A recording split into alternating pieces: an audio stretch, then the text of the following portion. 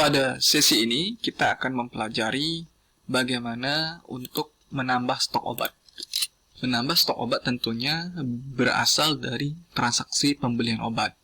Jadi apabila klinik melakukan pembelian obat, maka itu harus direkap di aplikasi.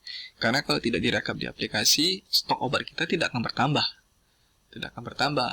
Terus kita juga tidak tahu faktor-faktor apa saja hutang kita ke PBF. Tidak akan tahu apabila tidak diinput. Baik, kalau begitu bagaimana cara penginputannya? Dari menu back office, kemudian kita pilih pembelian obat. Di sini ada jenis pembeliannya. Apabila pembelian kita cash, pilih cash. Jika kredit, pilih kredit. Saya akan pilih kredit. Kemudian tekan enter. Oke, ikuti warna kuning. Warna kuning ada dicari, ada di sini. Dicari nama obat. Kita cari saja, misalkan yang mau kita tambah adalah Milorin. Seperti ini. Kita lihat ya, Milorin stoknya 100 nih, 100. Kita tekan enter, enter. Harga beli berapa? Biasanya kan di faktur pembelian itu kan ada itu. Di faktur pembelian kita ke supplier, biasanya kan ada harga obat, ada harga beli. Apabila harga belinya sudah sama 2.500, maka enter saja. Tapi jika misalkan beda 2.700 misalkan, maka tinggal ubah, enter. Tanggal expire-nya berapa? Enter. Berapa yang kita beli? 2 misalkan, tekan enter. Oke. Apakah obat yang kita beli hanya satu dalam satu faktur? Ingat ya, perlu diperhatikan ini adalah penginputan dalam satu faktur. Kecuali jika klinik tersebut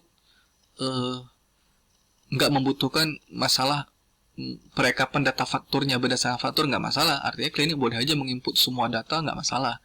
Tapi di sistem ini direkomendasikan harus menginput berdasarkan per faktur. Misalkan satu faktur itu kita ada membeli 2 obat sama Acifar misalkan. Maka tinggal cari lagi, enter, enter, harga beli kalau sama biarkan saja, enter, expire, enter, 3 misalkan, enter. Seperti ini. Apakah ada obat lagi? Kalau ada obat lagi tinggal cari, sama proses seperti tadi. Jika tidak ada, maka perhatikan, di sini sering terjadi kesalahan. Apabila tidak ada lagi transaksi pembelian, maka tekan saja tombol escape di keyboard. Kita perhatikan nih, ini kursor berada di cari ya. Lihat di keyboard Anda, ada namanya ESC, berada di pojok kiri paling atas. Tekan saja escape. Iya. Maka warnanya ke warna kuning berada di cari. Tekan saja enter. Oke, ini dia. Kita carilah nama supplier ini.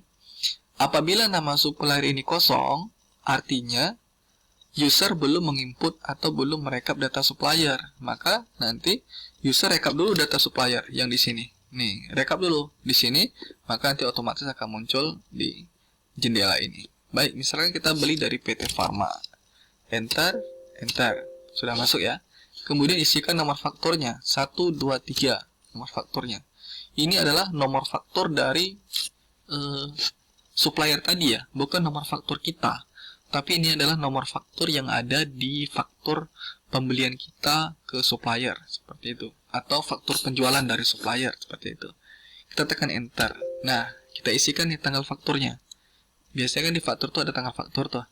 Kita tekan enter, kita isikan juga tanggal jatuh temponya. Di faktur tuh pasti ada tanggal jatuh tempo. Kemudian tekan enter, berada di tombol simpan, tekan enter. Oke, selesai. Harusnya tadi Acifar dia itu bertambah ya. Nah, ini dia akan mencetak tanda terima faktur tagihan. Ini nggak perlu dicetak sih. Seperti itu. Ini bukan data yang tadi ya.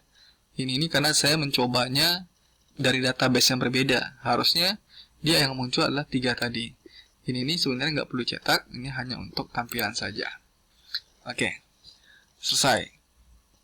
Dengan demikian, maka harusnya obat tadi, obat Acifar tadi sudah berubah, sudah bertambah. Benar ya? Tadi kita tambah ya, Acifar. Acifar sudah bertambah. Oke. Jadi untuk pembelian obat seperti itu caranya. Selanjutnya apabila ada kesalahan ya.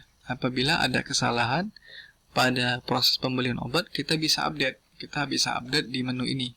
Namanya menu update pembelian. Kita klik. Nah, kita cari nih nomor fakturnya. Tadi 1, 2, 3 ya. 1, 2, 3. Cari.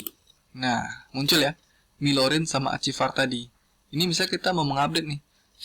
Kita retur aja lagi kembali barangnya. Misalkan ternyata Achievers ini kita nggak jadi beli karena barangnya rusak semua, yang kita kembalikan.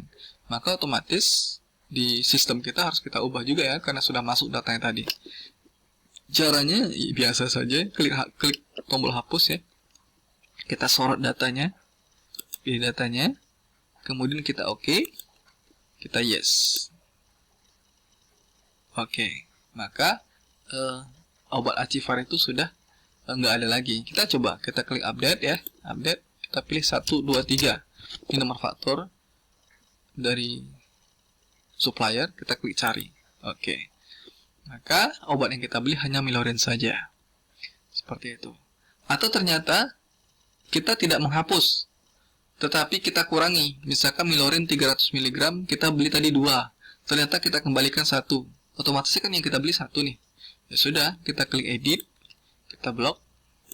Ini kita ubah saja jadi 1. Seharusnya nanti harganya juga berubah ya. Ini kan 5.400 karena dia beli 2. Berarti harusnya nanti nomor faktur 1, 2, 3, total pembelian kita adalah 2.700 karena 1. Kita oke kan? Yes.